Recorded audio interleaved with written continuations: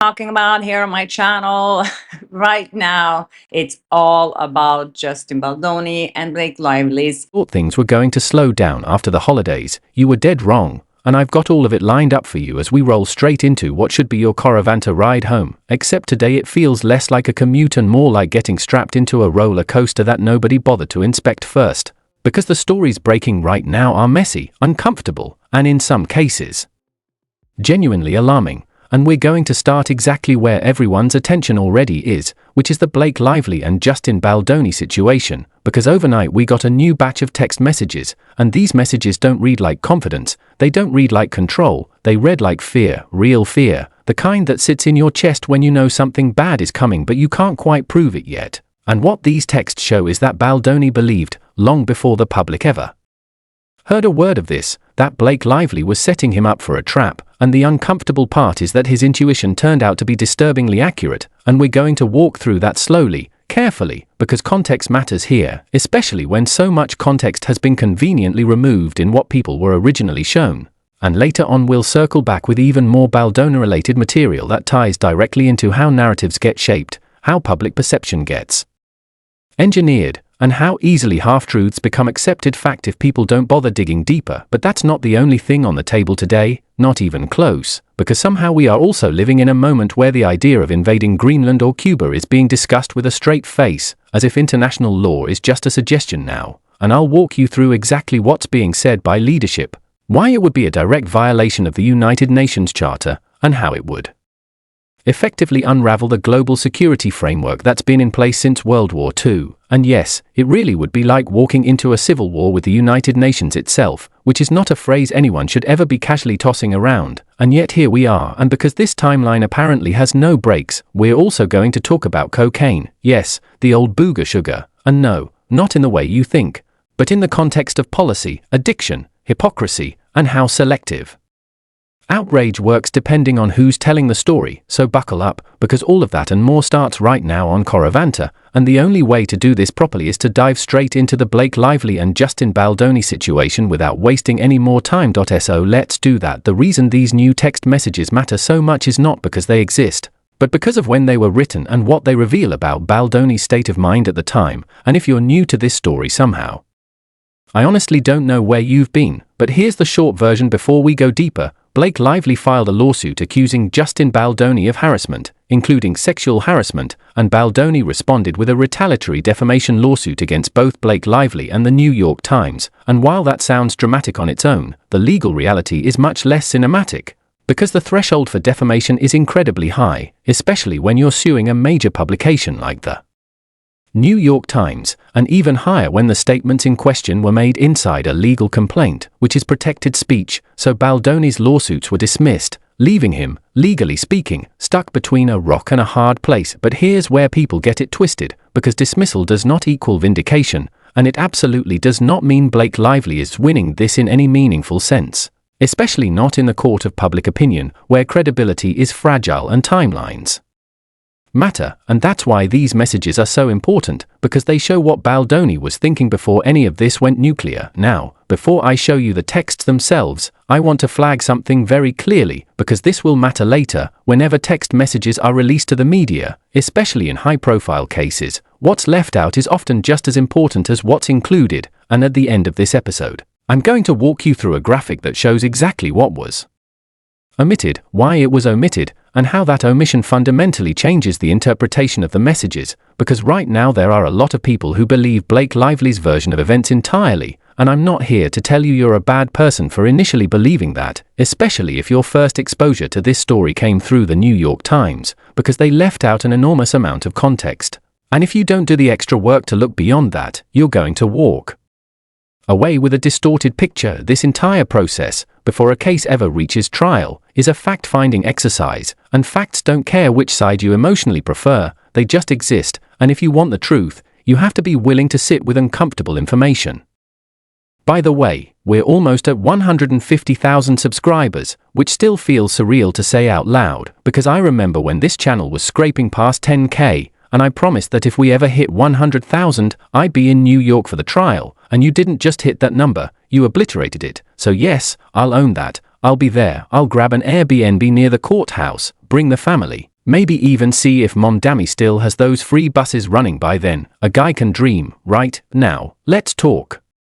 about the body double issue, because this is where Baldoni's alarm bells really start ringing. The body double was originally part of Blake Lively's return to work protections letter, something that gets negotiated all the time in film productions, especially when intimacy scenes are involved, and initially, that was fine, it was agreed upon, approved, and then suddenly, Lively changes course and says she doesn't need one anymore, and that's where things get complicated, because once you remove a body double, you're not just making an artistic decision, you're altering the working conditions on set, and in a case where allegations are already being floated, that change carries weight. Baldoni's reaction to this wasn't confusion, it was fear. In a private message, Baldoni describes having a really bad week, and he explains that Blake Lively emailed him directly, inviting him to a meeting at her house, alone, if he chose, and at the same time, she refused a body double, forcing Sony and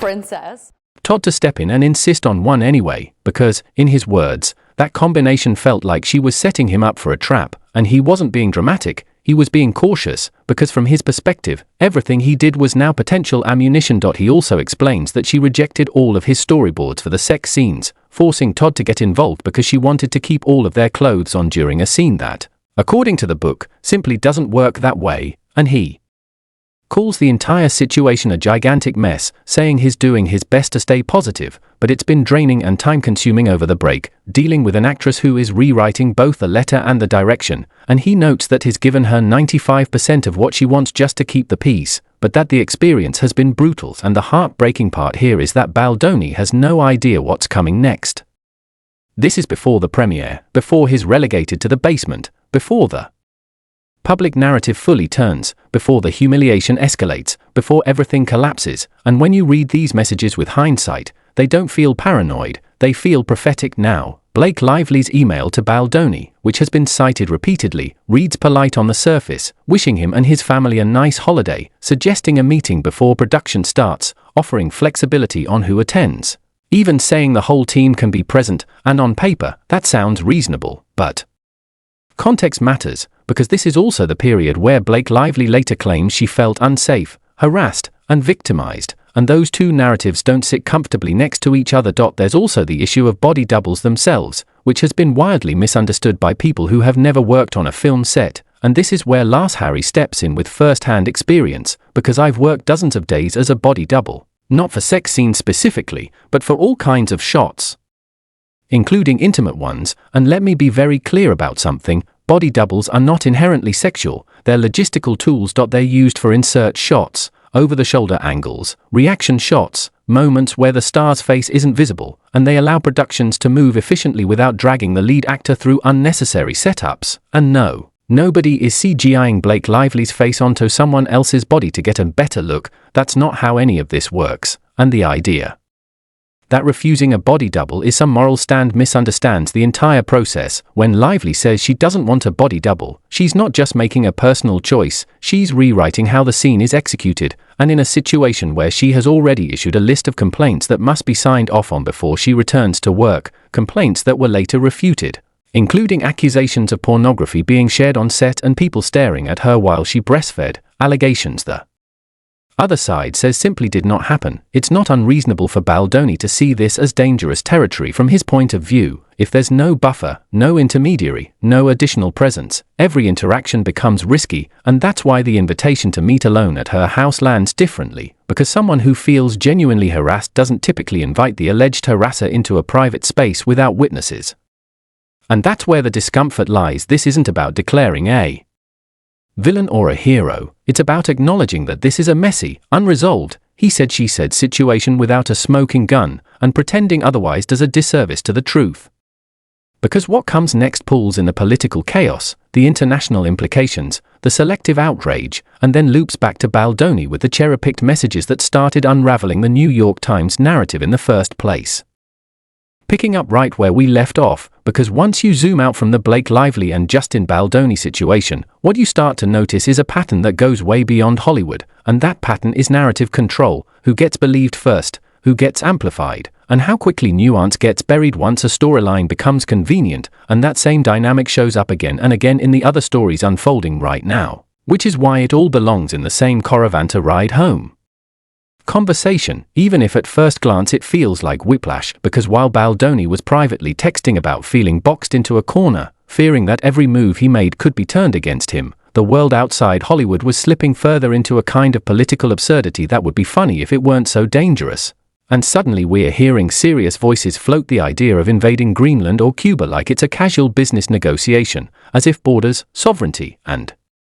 international law are just obstacles to be pushed aside if they're inconvenient enough. And this is where people need to slow down and actually understand what's being said, because when leaders talk about taking Greenland by force, that's not just provocative rhetoric, that's a direct violation of the UN Charter, the same framework that's kept major world powers from openly tearing each other apart since World War II. And if the United States, a founding member and primary enforcer of that system, decides it no longer applies to them, then the entire security apparatus collapses, not slowly, but instantly. You don't get to spend decades condemning Russia for invading Ukraine, defending the idea that sovereignty matters, that borders matter, that international law matters, and then turn around and say, well, actually, Greenland would be really useful for our security, so we should just take it. Because the moment you do that, every other bad actor on the planet gets a free pass to do the same thing, and suddenly you're not the referee anymore, you're just another player breaking the rules. That's why the response from Denmark and the broader European leadership mattered so much, because they weren't just responding emotionally, they were reminding the world that Greenland is part of NATO, that Arctic security is a collective responsibility, and that sovereignty and territorial integrity are non-negotiable principles, not suggestions you follow when it's convenient. And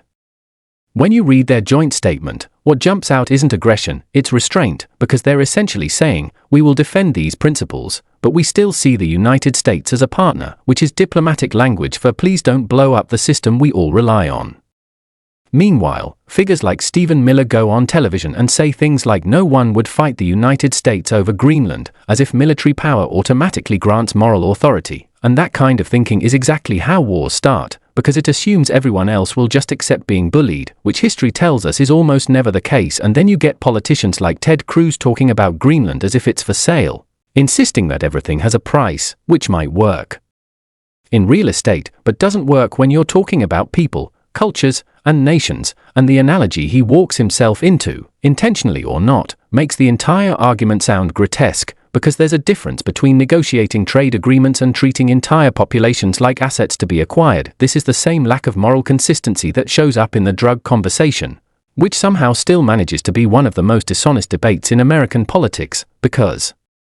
everyone agrees fentanyl is killing people, everyone agrees meth is devastating communities, but somehow the solutions always circle back to enforcement, incarceration, and foreign intervention, rather than addressing demand, regulation, and harm reduction. And when someone brings up the idea of legalizing and regulating cocaine, not because it's harmless, but because prohibition has created a black market that's infinitely more dangerous, people lose their minds, even though we already live in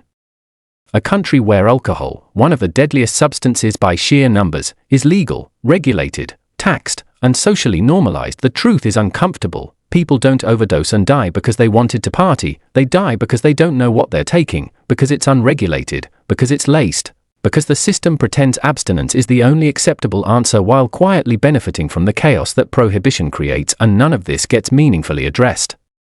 Because outrage is easier than policy, sound bites are easier than solutions, and that brings us right back to how stories like the Baldoni and Lively situation get framed in the first place. Because when you strip away the noise, what actually damaged Baldoni's reputation wasn't a court ruling, it wasn't a conviction, it wasn't evidence presented and tested, it was selective messaging, cherry-picked texts, and headlines that told people what to think before they ever saw the full picture. This is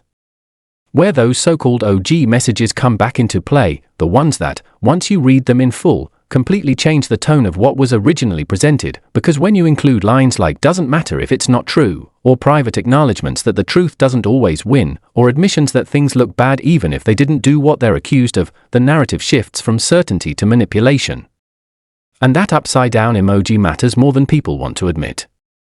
Because sarcasm is context, and removing context is how you turn casual commentary into supposed admissions of guilt, and when a major publication does that, whether intentionally or through negligence, it erodes trust, not just in that story, but in journalism as a whole. That's why this isn't about declaring the New York Times evil or corrupt, it's about recognizing that credibility is fragile. And once readers realize nuance was stripped away to fit a narrative, skepticism becomes inevitable.